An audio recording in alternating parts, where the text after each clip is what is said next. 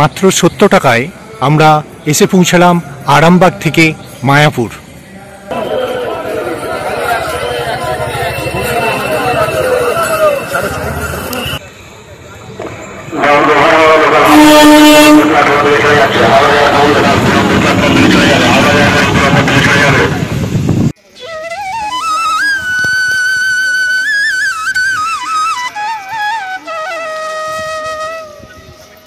আমরা এখন পৌঁছে গেলাম আরামবাগ স্টেশনে। এই হচ্ছে টিকিট কাউন্টার সেকশন।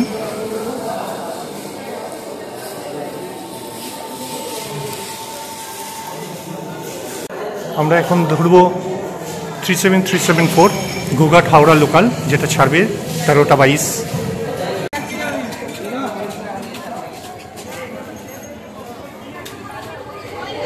এখন চলছে শ্রাবণ মাস। এই শ্রাবণ মাসে তারকেশ্বরে জল ঢালার পালা, সেই জন্য প্রচুর যারা জল ঢালতে যাবে তাদের প্রচুর ভিড় এখানে।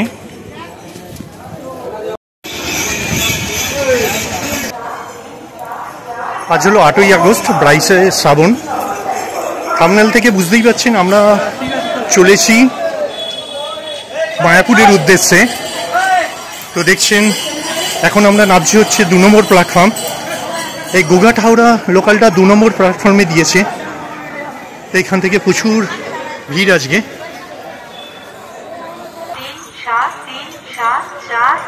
গোঘাট হাওড়া লোকাল 2 নম্বর প্ল্যাটফর্ম।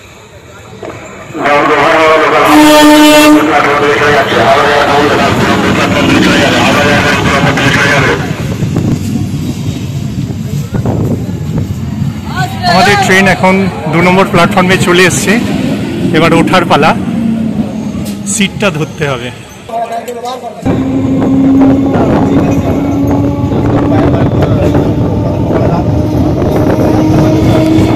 আমাদের ট্রেন আরামবাগ স্টেশন ছেড়ে বেরিয়ে গেল।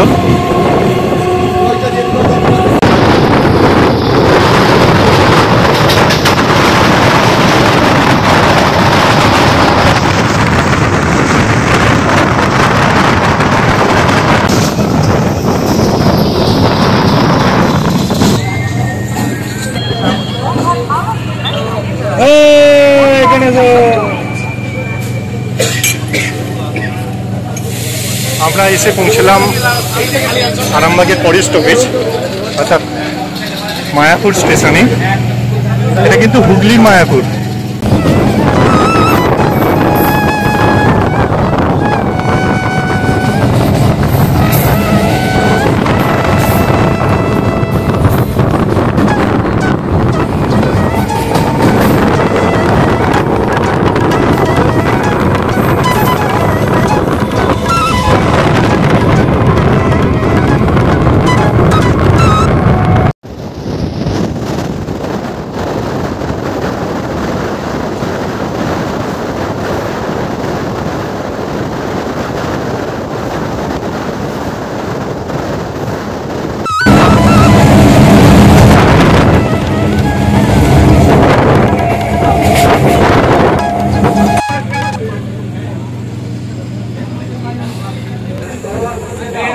আমাদের ট্রেন এখন তারকেশ্বর স্টেশন ঢুকছে।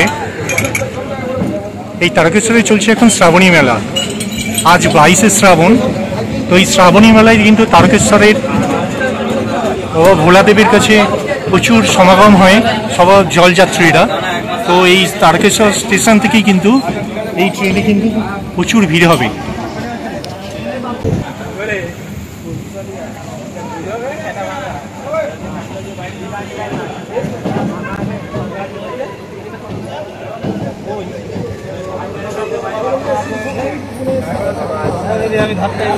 এখন বাজি হচ্ছে দুপুর 2টো।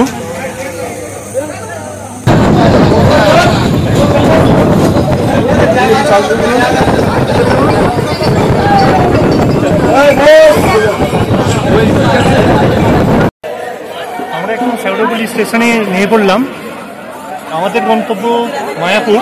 আমরা আরামবাগ থেকে এইমাত্র শেওড়াফুলি স্টেশনে এসে নামলাম। আমাদের এরপরে ট্রেন হচ্ছে 2:56 কাটোয়া গ্যালোপিং। আমরা নামবো নবদ্বীপ ধাম। আসুন কাটোয়া গ্যালোপিং ধরার জন্য আমরা ওয়েট করছি।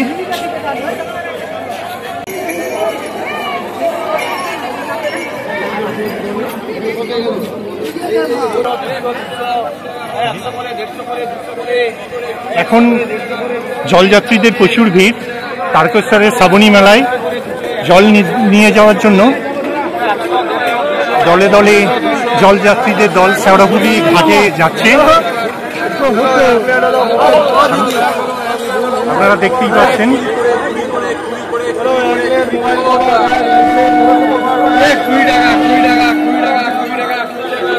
এই বাজারের মধ্য দিয়েই শেওড়াফুলি ঘাটে যেতে হয়।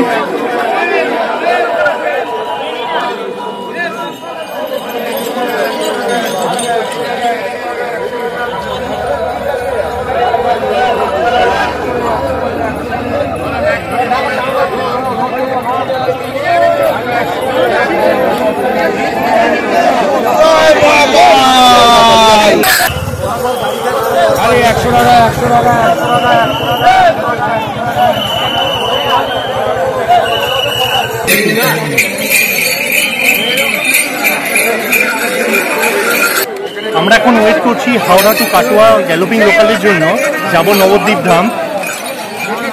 তো শিডিউল টাইম ছিল 2:56, এখন বাজে হচ্ছে 2:56, কিন্তু এখনো ট্রেন ঢোকায়নি। আমাদের ট্রেন 5 নম্বর প্ল্যাটফর্মে দিয়েছে, তো আপনারা একটু দেখে নেবেন।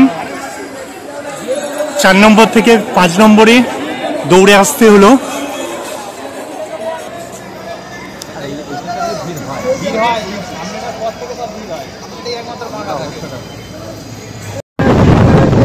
গেল নৈহাটি লোকাল। আমরা এখন ব্যান্ডেল স্টেশনে ঢুকছি।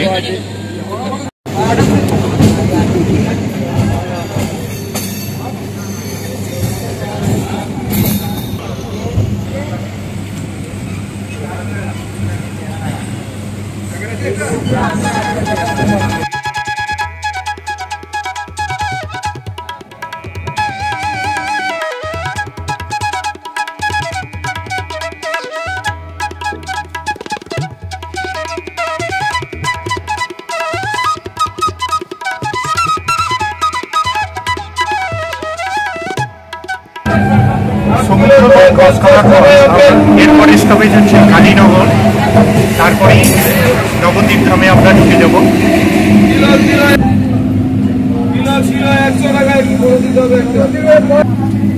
আপেল গান কিলো 100 টাকায় আপেল।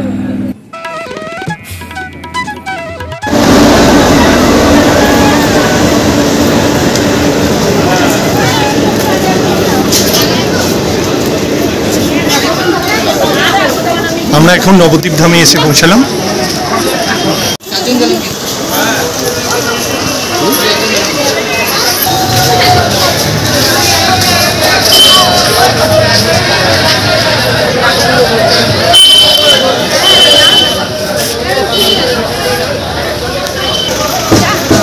আমরা এখন টোটো স্ট্যান্ডে এসে পৌঁছেছি। এখান থেকে যাব মায়াপুর ঘাট, ফেরিঘাট। পার হেড 20 টাকা করে চার্জ শেয়ারে।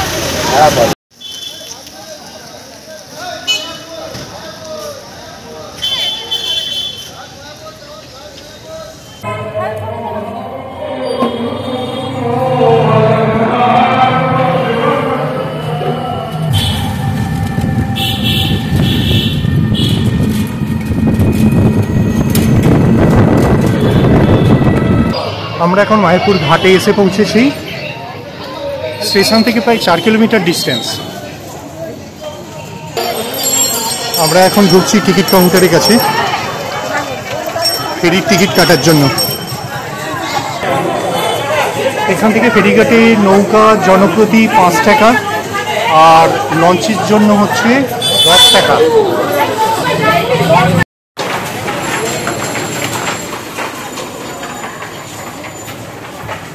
আমরা এখন ফেরিঘাটে এসে পৌঁছেছি।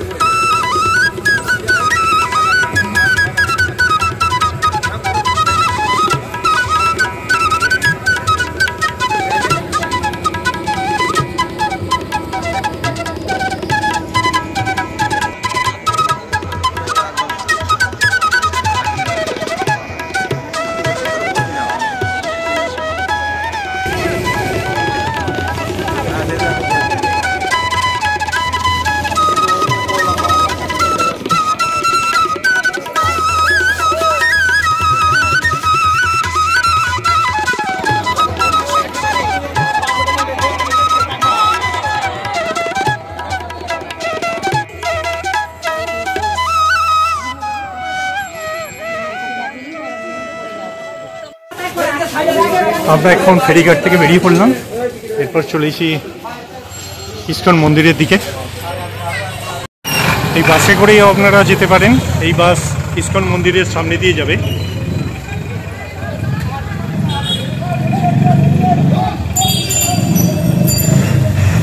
এটা হচ্ছে শ্রী শ্রীমৎ গৌর গোবিন্দ স্বামী মহারাজা সেবা আশ্রম।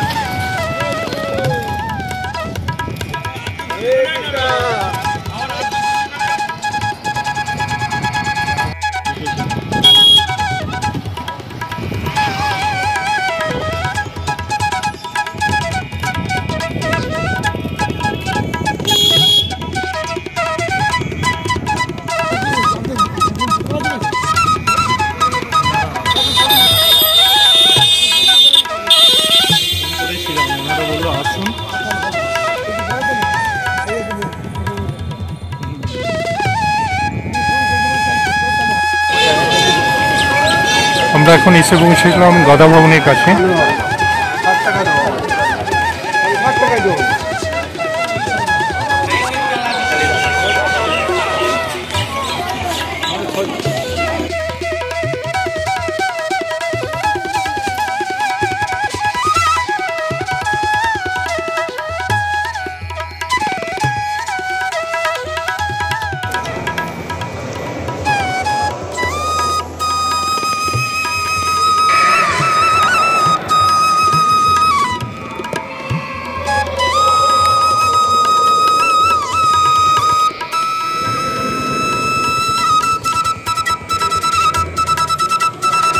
আমরা ইস্কন মন্দিরের মধ্যে রুম পেয়ে গেছি গদা ভবনের অন্তর্গত ঈশ্বরদান ভবনে। সেই ঈশ্বরদান ভবনের 4th ফ্লোর।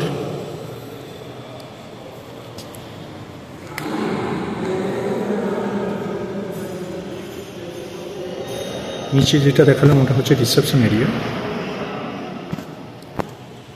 এই হলো করিডোর।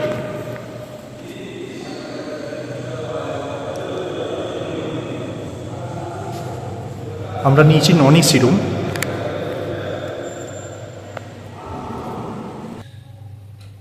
আমরা এখন ঈশ্বরদান ভবনের রুমে আছি।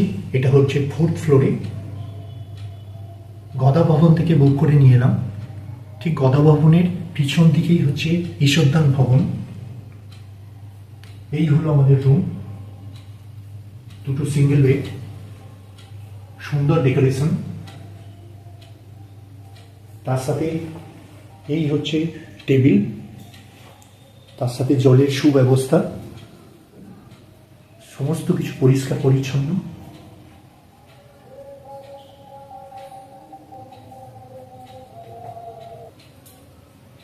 এই হলো টয়লেট। আসুন টয়লেটটা দেখে নিন।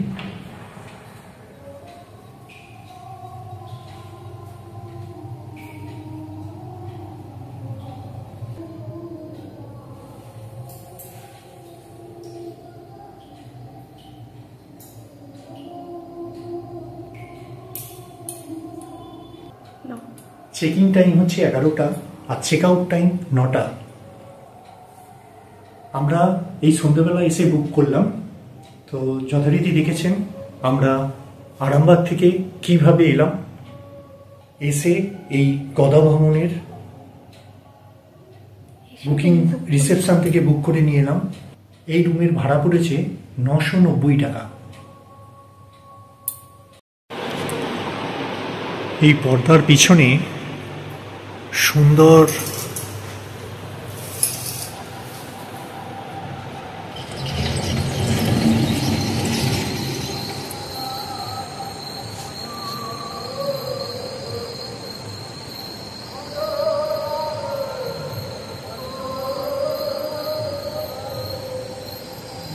নতুন নতুন ভবনের চূড়া দেখা যাচ্ছে এখান থেকে।